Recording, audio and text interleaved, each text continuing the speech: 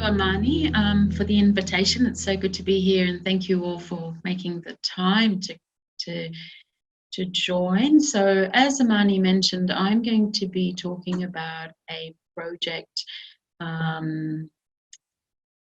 that we've worked on and have now published. Let me start my slides from the beginning. They were at the beginning before. So it is looking at alignment and authenticity in work integrated learning, in particular focusing on work placements. But I think possibly the principles or the ideas might extend to WIL more broadly, but this research was done in work placements. I'd like to start by acknowledging the team, Jo Nya, David Bowd and Liz Johnson from Deakin and Carol Joy Patrick from Griffith. This project was funded by ASIN, to whom we are thankful, and I'd like to also acknowledge the participants and the staff who helped in conducting this recruitment. So, just to start off with, WIL is actually just such a so common now in our undergraduate courses. It's an umbrella term for a range of approaches and strategies that try and integrate theory with practice within a purposefully designed curriculum. Underpinning it all is trying to get some authentic learning experiences happening for students. And there's two assumptions here that I'm going to that really drove the research, and I hope these aren't very controversial at all. It's that WIL placements add value and that assessment shapes learning, and those two things really underpin what we were setting out to do.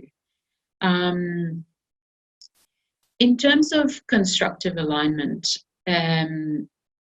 sorry, I thought I'd start with a drawing. So part of the way we did this research is we got students to draw their experiences on their WIL placements. And what you see here is a student drawing their learning before and after the WIL placement. And it's really just to reiterate how powerful WIL can be in terms of helping students to develop their identities and to think and to grow, and you actually can see the student representing themselves there in a bigger way and all the things that they learnt about out there in the world. So, but the thing around how we design WIL curricula is that, and curriculum more broadly, is that when we think about designing those things, we think about constructive alignment.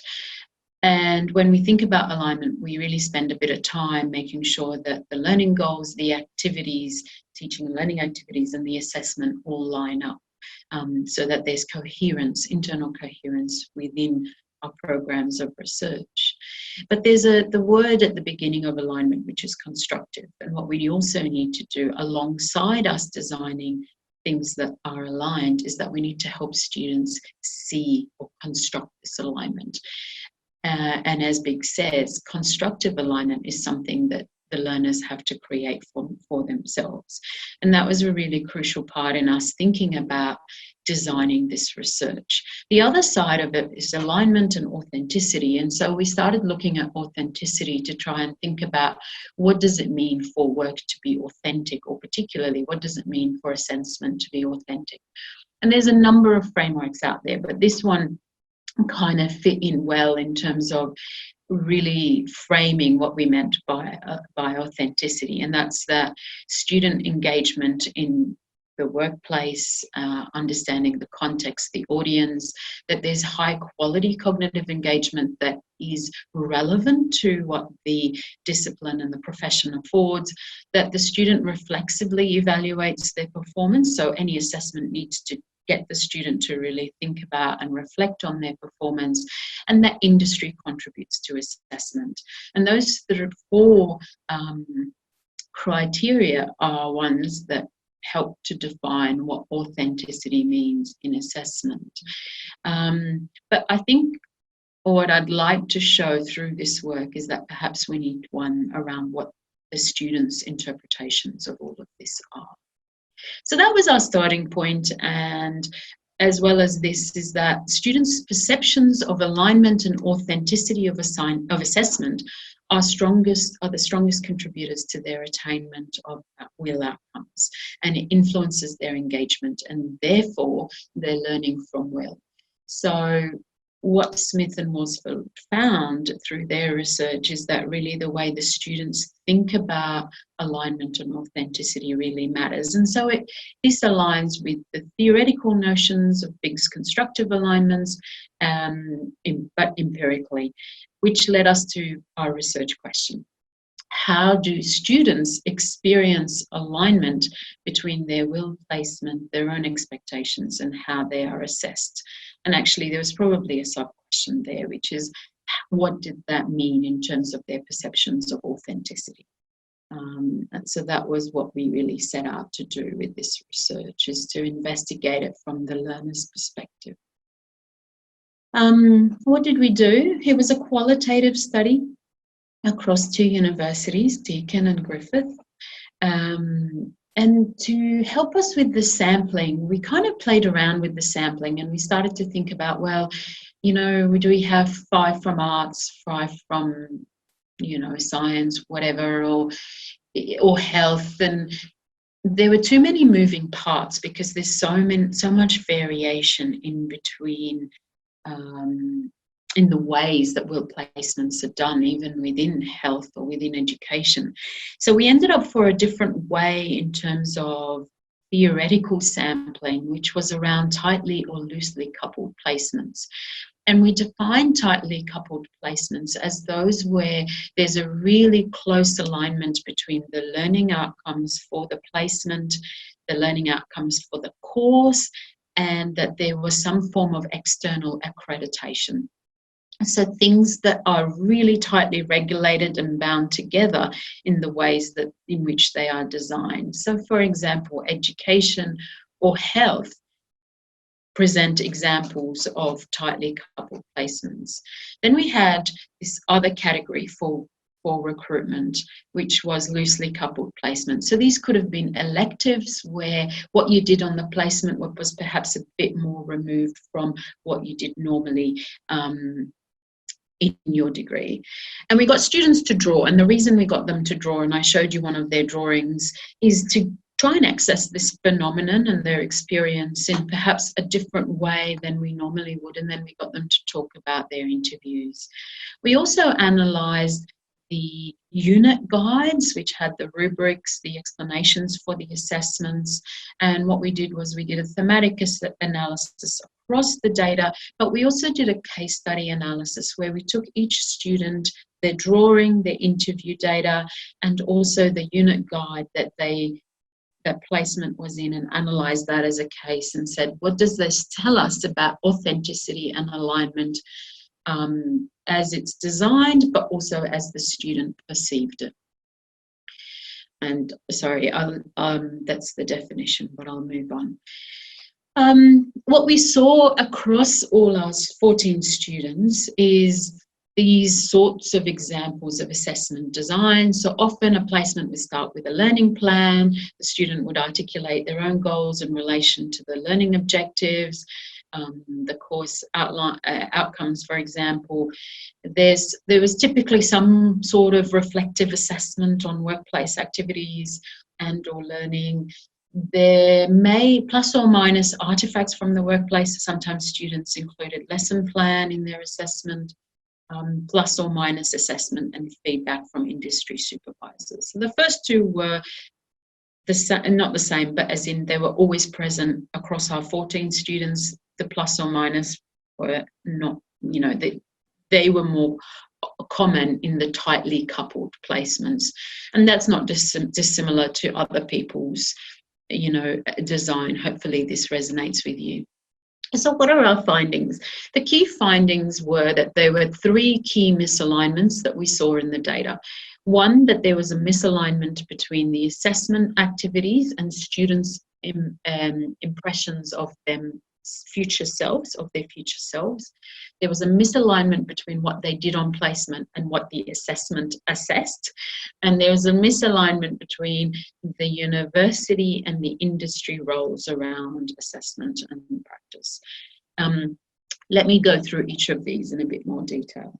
So the first misalignment that students talked about was one between what the assessment assessed and how they saw themselves in their professional work. All of the students thought about the authenticity or the relevance of the assessment in terms of who they wanted to be in their future. So there's a quote on the side here, for example. This comes from one of our students. I felt like they were just really more industry-based assessments. So they were really relevant. And it's actually stuff that we can go out and use ongoing beyond our degree. The resume, even the journal document stuff, working with clients, they're actually industry-related skills. So that is something that would make sense to us in terms of thinking about authenticity. This was something that was authentic to who they could see themselves into the future. It aligned with their choice of learning goals, learning plans, and there was performance-based assessment that was where this aligned is when it was performance-based assessment. So that really ended up being well aligned with what they wanted to do into the future. Where there was misalignment was where the assessment put the student back into their student role as opposed to the worker role, and they couldn't really bridge that gap. So that was one misalignment there. So let me show you an example of what I mean. This is from one student's drawing. The student ended up doing a lot of work with horses. I can't remember now what the placement was about. And you can see here in purple the learning that this student felt that she did, but actually it happened out in the field with horses, with people. She compiled surveys as part of her RA work, but then when it came to the assessment, it was her on her own, sitting in front of a computer. And there was that real misalignment there with who she could see herself being in the future. The next misalignment was between placement activities and assessment activities. So the placement, what they did on placement was agile. It changed from day to day. Sometimes they went in thinking they would be doing one thing, but actually because of the way the placement rolled out, they ended up doing something else. So although they set a learning plan at the beginning and the assessment was meant to align with that learning plan and their goals, what they actually ended up doing shifted, and there was no opportunity in the end for the assessment to marry up with what the placement activity had done, because there was no visiting of that learning plan and revision of it.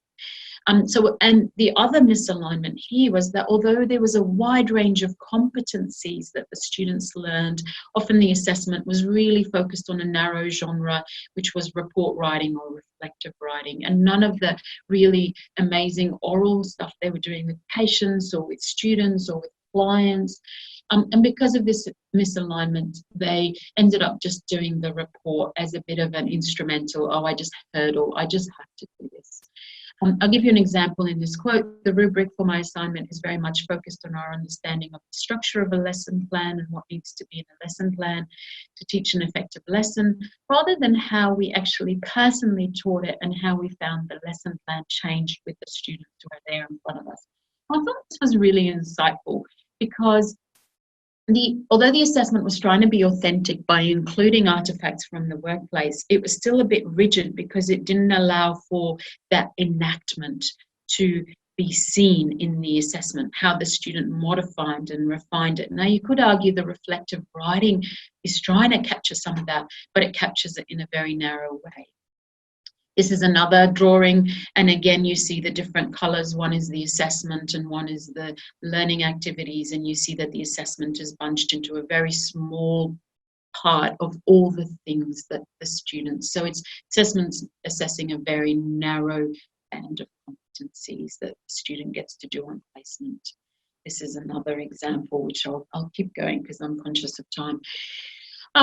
Finally, the final one was misalignment between the university and industry roles and practices. And here was a mismatch between what they were taught at the university and how they practiced it in the workplace. But also there was a misalignment between what around the role of the industry person, in the sense that the students felt that the university really drove a lot of the assessment, the criteria, what the assessment was meant to look like, and that really the industry person who had all this experience ended up being in a very tokenistic role. And so this led to a bit of cynicism around the assessment, in particular for students, but wouldn't surprise me if that was the case for the tutors, the assessors as well. And so the quote here is, the way we're taught to document at university and then you go out into the workplace, it's like not necessarily the same at all. So that's frustrating when you're getting assessed at uni and you've got to tick these boxes, but it's like that's not even the way it's done in the real world. And that was an expression we heard a lot, the way it's in the real world, like the university was in this matrix thing. And actually for me, these are such useful learning opportunities, these misalignments, because the way you're taught at university is for a particular reason, and the way you do things in the world of work happens because of certain contextual arrangements. And so there's this translation that needs to happen, that we can help students to start to understand why principles are contextualized in particular ways in different contexts. I'll skip through that a little bit. So really quickly, in tightly coupled placements, there were more opportunities for alignments, for example, between what happened in the classroom, what happened in the workplace, between the standards and the goals, between the activities and the future selves. There were still misalignments though, because assessment focused a lot on the written, and the industry assessment and feedback didn't necessarily always happen. It didn't always come from industry. And that quote represents that I would prefer to be assessed on my physical work in the kindergarten and the assessment reports that they write up of me, and then my supervisor's observations, to be more valuable. And I get that why universities get anxious about industry contributing to marks. I mean, there is research out there that shows that industry supervisors tend to be more lenient in the way that they give marks, but by not utilising them in any role, or by giving them a tokenistic formative role, we do undermine the coordination work that assessment does, and we make it very much only about the university, not taking account of other people's needs. The loosely coupled placements, much more potential for misalignment between those three things: the student goals, the workplace activities, and the assessment. I'm going to wrap up after this. So in terms of the discussion, there are three areas where we saw the misalignment is really around the coordination between the university, industry and the student needs. And one of the key messages I want you to take out of this is that alignment and the way that students perceive alignment matters, because when they don't see things as aligned, even though we try and design it that way, it ruptures authenticity, and it then leads to tick box activities. And when you're doing the assessment instrumentally, that real power of it to shape learning is disrupted. The students want assessment to reflect more of the range of competencies and the activities that they're actually doing out there in the placement, rather than this continued focus on written work, written reports, and reflective work through writing. For both the tightly coupled and the loosely coupled, we saw a lot in the drawings that what happened in terms of the learning was really dynamic, interactive with lots of different people, and that the assessment was often them sitting in front of a computer typing out a report on their own. Now, the misalignments are symptomatic of the lack of coordination between university and industry, leading to inauthentic representations of learning. That's not to say we shouldn't put in a lot of effort to design constructive alignment up front. We absolutely need to keep doing that, but we need to also help students to and also monitor students' experiences of this alignment and authenticity as the placement progresses, and because it is so dynamic. But also these misalignments then become opportunities for learning, like I mentioned, around them reflecting on these differences in practice between the academy and the real world. And why might that be the case? It's not because we're out of touch necessarily, but because there's reasons for practice to look different in different settings. So if we try to upfront layer alignment, we need to align across all of these moving parts. I think that's almost an impossible task, and we can spend way too much effort upfront trying to align things endlessly. I think it's thinking through how we can become a bit more agile, and to think about assessment as being a coordinator between the industry, between the student and between university, and involving all three parties within that, and starting to see the role of the student as the boundary object, the person who, sorry, the boundary crosser, the person who goes between all these different settings, and how do we equip them to do that. And that's the reframing we talk about in the paper. I will leave you to read the paper. I think that theoretical notion of how we start to think differently about assessment is something that is still very new and something that we're working through. But I thought in terms of something that you can take away from this that would be more practical is starting to think about assessment as a more negotiated space, as something where students can, for example, if there is a learning plan, how can that learning plan be revisited in ways that are productive and fluid? If maybe ways in which the student might actually use evidence of their practice out there in the workplace through multimodal longitudinal journaling, for example, that's not reliant on the written words so much, and that gives students a bit more choice. So for example, that student who talked about the learning plan that they used in the classroom, for example, they had that learning plan, the artifact can be part of the assessment, but also they can then take pictures of the class, or they can narrate some reflection on how they change that learning plan in particular ways, and then the conversation they had with the supervisor and what they took out of that, and as a result how they then modified the learning goals. Now I realise all of this is time intensive, and the question here then becomes, where do we get that time from? And I think it's from stopping the needless long reams of feedback that you might give at the end of a placement on a report that no one looks at again, potentially, and front loading that, or having that loaded throughout, and opportunities perhaps for three-way conversations together with the industry partner, the student and the academic. So I'll stop there. This is the paper. Please do have a look, and I would love to hear your thoughts about it, and I'm happy to chat about more practical things as well. But these are just preliminary ideas now for us to this reframing, to think about how assessment could look different.